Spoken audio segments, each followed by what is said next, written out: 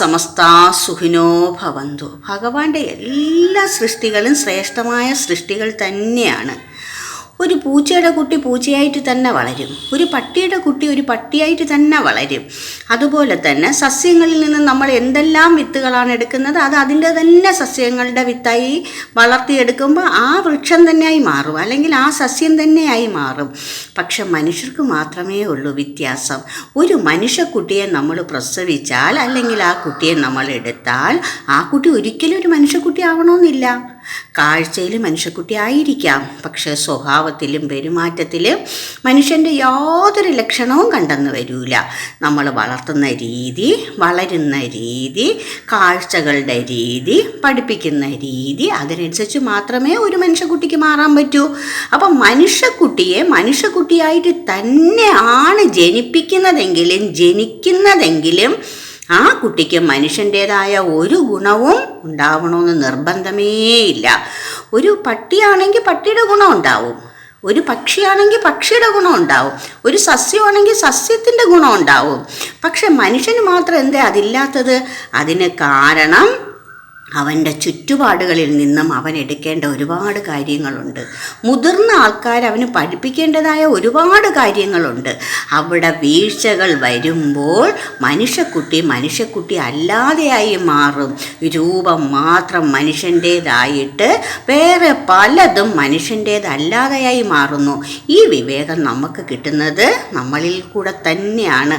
നമ്മൾ ഒരു കുട്ടിയെ പ്രസവിച്ചാൽ ആ കുട്ടിക്ക് മനുഷ്യൻ്റെ ഗുണം വേണമെങ്കിൽ മനുഷ്യനായിട്ട് ജനിച്ചാൽ മാത്രം പോരാ, മറ്റുള്ളവർക്കൊക്കെ അതിൻ്റേതായ ഗുണത്തിനനുസരിച്ച് ജീവിക്കാൻ പറ്റും ഏത് കാര്യത്തിലും. പക്ഷെ മനുഷ്യൻ്റെ കാര്യത്തിൽ അതല്ല. മനുഷ്യൻ്റെ കാര്യത്തിൽ ഒരുപാട് ശ്രദ്ധിക്കാനുണ്ട്, ഒരുപാട് കാര്യങ്ങൾ അറിയാനുണ്ട്, അറിയിപ്പിക്കാനുണ്ട്.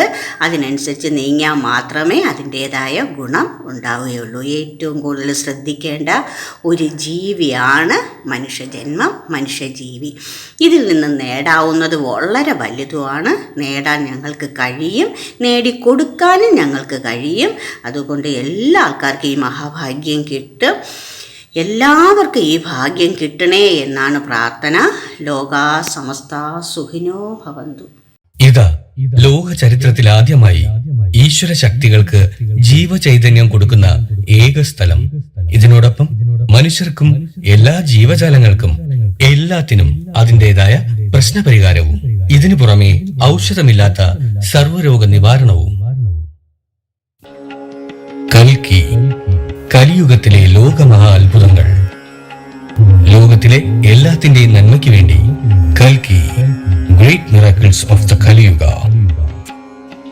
For the wellness of the entire world.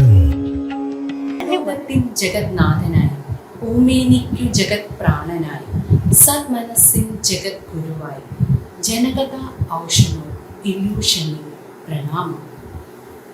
കൽക്കി ഭാരതിയമ്മ, കൽക്കി TC 42/3481, PURA number 113, Unninagar, Nallathu road, Poojappura, Thiruvananthapuram, Kerala. Phone 8080742539, 8089742539.